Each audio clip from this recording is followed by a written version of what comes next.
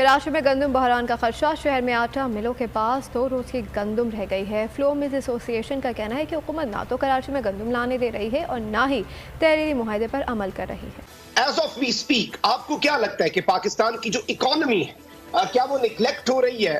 اور اس وقت سارا جو آپ کہہ لیں کہ پوری توجہ وہ پولیٹیکل ٹرموائل پر ہے۔ جو ٹیکس کی چھوٹ ہے، ان کی جو ٹیکس کی مرات ہے، وہ آپ کو وہاں پہ نظر آتی ہیں۔ تو دس از ہائی ٹائم کہ جن کو حکومت نے ٹیکس مرات دی ہیں، چھوٹ دی ہے، ان کو واپس لیں۔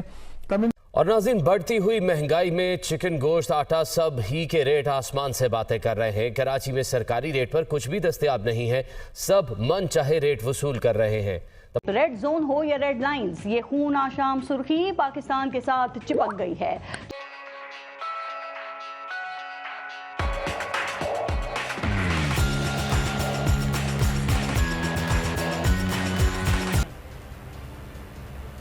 کے لیے ایک اور مسئلہ پیدا ہو گیا۔ شہر میں آٹا بحران کا خدشہ، آٹا ملوں کے پاس 2 روز کی گندم رہ گئی۔ روٹی کے لیے تو آدمی جیتا ہے، جب روٹی نہیں ملے گی تو زندگی ختم ہو جائے گی۔ بس آٹا جب ختم ہو جائے گا تو کیا کریں گے لوگ؟ بھوسی کھائیں گے، گھاس پھوس کھائیں گے، زندہ تو رہنا ہے نا، کچھ نہ کچھ تو کھائیں گے۔ اگر خودکشی حرام نہیں ہوتی نا تو آدھی عوام ایسے ہی چھٹ جاتی۔ وہ تو میرا رب اپنے خوف سے ڈرا دیتا ہے کہ نہیں، ہمت کر، مایوسی گناہ ہے۔ فلور ملز ایسوسی ایشن کا کہنا ہے کہ حکومت نہ تو کراچی میں گندم لانے دے رہی ہے اور نہ ہی تحریری معاہدے پر عمل کر رہی ہے۔ سیاسی عدم استحکام پر ہے، اور سیاسی عدم استحکام ظاہری بات ہے فیول کرتا ہے جو آپ کی اکنامک انسٹیبلٹی ہے، معاشی عدم استحکام کی طرف بھی لے کے جاتا ہے۔ لیکن اس میں آپ کو لگتا ہے کہ اس وقت معیشت کہاں پر کھڑی ہے اور کیا یہ نیگلیکٹ ہو رہی ہے؟ بسم اللہ الرحمن الرحیم۔ دیکھیں شہاب صاحب، جو کچھ ہو رہا ہے اور جس طریقے سے یہ ہو رہا ہے اور جس طریقے سے پاکستان کی معیشت تنزلی کی طرف جا رہی ہے، یہ میرے لیے بالکل ان ایکسپیکٹڈ نہیں ہے، اور میں بالکل اسی طرح فورسی کر رہا تھا جو ہو رہا ہے۔ اور یہ بات میری عامر زیار صاحب آپ کے ساتھ بیٹھے ہیں، ان سے پرائیویٹلی ہم ڈسکشن کرتے رہے ہیں، اور میرے لیے کوئی بھی چیز ذرا 1 انچ بھی اس میں ان ایکسپیکٹڈ نہیں ہے۔ میں نے 16 دسمبر 2021 کو یہ پریڈکٹ کیا تھا کہ یہ ملک آہستہ آہستہ ڈیفالٹ کی طرف بڑھ رہا ہے اور یہ تباہی کی طرف۔ اور میں آپ کو ایک بات آپ لوگوں کے دماغ سے یہ بالکل نکال دینا چاہتا ہوں کہ تنزلی کا کوئی تعلق سیاسی حالات سے ہے۔ یہ معاشی تنزلی پاکستان کی ہونی تھی، اور یہ بالکل ان سارے عوامل کا نتیجہ ہے جس طرح سے ہم اس ملک کو 75 سال سے اور پچھلے 20 سال سے چلاتے رہے ہیں۔ آپ اس وقت آج پاکستان میں اگر فرشتوں کی حکومت بھی لے آئیں گے تو اس معاشی تنزلی کو نہیں روک سکتے اگر آپ اپنے اس پورے اسٹیٹ کا اسٹرکچر تبدیل نہیں کریں گے۔ تو یہ جو بات بار بار کی جا رہی ہے، بلکہ مجھے تو اب یہ شک ہونے لگا ہے کہ یہ سیاسی ہنگامہ آرائی اس لیے کی جا رہی ہے کہ معاشی تنزلی کے پورے جن کو چھپایا جائے، اور اس کو یہ کہے کہ یہ سیاسی اسٹیبلٹی نہیں تھی، اس لیے ہماری اکنامکس کلیپس کر گئی۔ ہماری اکنامی کلیپس کر چکی ہے، اس میں کوئی دو رائے نہیں ہے۔ اور جو آدمی آج یہ کہہ رہا ہے کہ اکنامی کلیپس نہیں کر رہی، وہ پاکستان کے ساتھ کوئی اچھائی نہیں کر رہا، وہ پاکستان کے ساتھ ظلم کر رہا ہے، وہ منافقت کر رہا ہے۔ پاکستان کی معیشت میں آج حال یہ ہے، میں آپ کو 4 انڈیکیٹر بتا دیتا ہوں۔ پاکستان کی اکنامی کا حال یہ ہے آج کہ پاکستان کے تمام قرضے ملا کر بنتے ہیں 57 کھرب روپے۔ 57 کھرب روپے پہ جو انٹرسٹ بنتا ہے وہ بنتا ہے 7,500 بلین، اور ہمارے ریونیو جو ہوں گے وہ 6,000 سے کم ہوں گے آفٹر ڈسٹریبیوشن ٹو پروونسز۔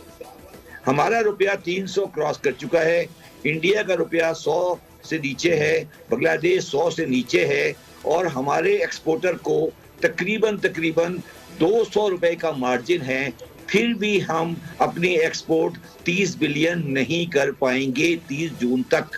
یہ ہماری نالائکی ہے، یہ ہماری ناکامی ہے، یہ ہماری کمزوری ہے۔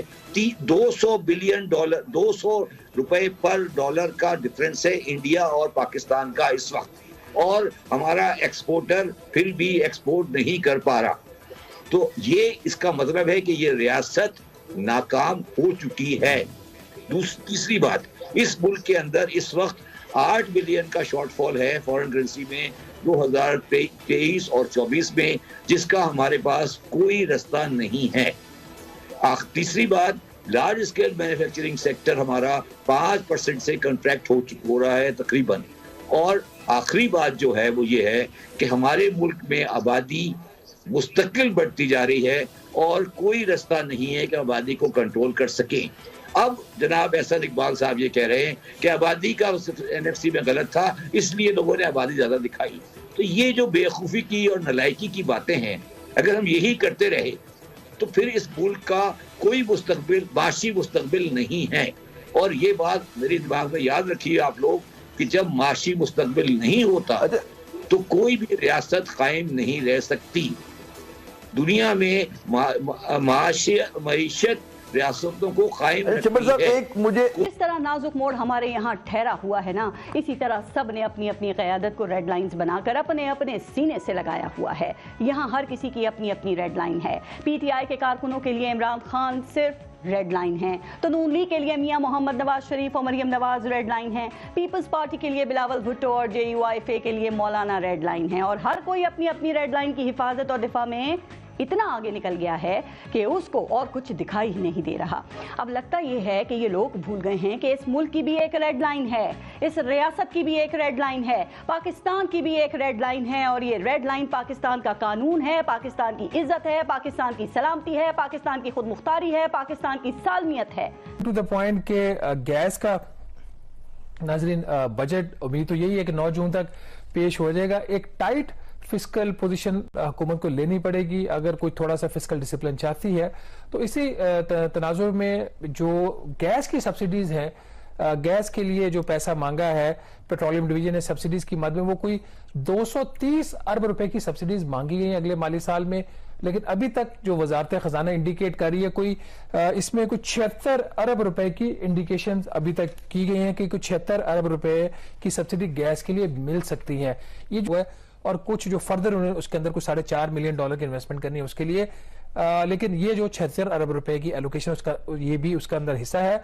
लेकिन यहाँ की बॉटम लाइन ये है जो इंडिकेटेड सब्सिडी 76 अरब रुपए की है, ये कम है। या तो कीमतें काफी से ज्यादा बढ़ेंगी अगले माली साल में, नहीं बढ़ेंगी तो फिर गैस सेक्टर फिर आपको बढ़ेगा, अनवायबल होगा तो फिर प्रॉब्लम्स आएंगे। वो कभी भी इस फेवर में नहीं है कि इस तरह के नंबर्स को पब्लिक किया जाए।